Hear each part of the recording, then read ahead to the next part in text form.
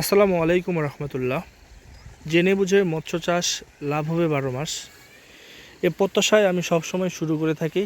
প্রিয় মৎস্য খামারি ভাইয়েরা, আপনারা যারা আমার নিয়মিত ভিডিওগুলো দেখেন, তো আজকে আমি একটা প্রজেক্টে চলে আসছি। এই প্রজেক্টের আয়তন 120 শতাংশ, গভীরতা 5 ফিট।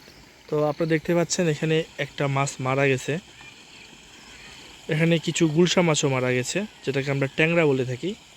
তো এখানে একটা বিষয় আমি অবজার্ভ করলাম, এখানে পানির যে পরিবেশটা, তো এখানে সাধারণত ফাইটোপ্লাঙ্কটন যে জুপ্লাঙ্কটনটা ছিল এটা পচে গেছে, নষ্ট হয়ে গেছে।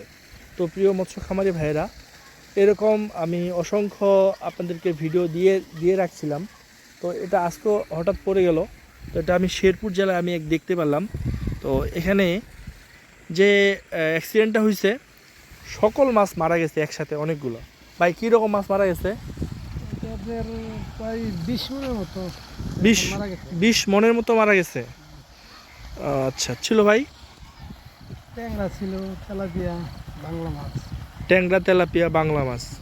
মানে কত টাকার মাছ হবে? আপনার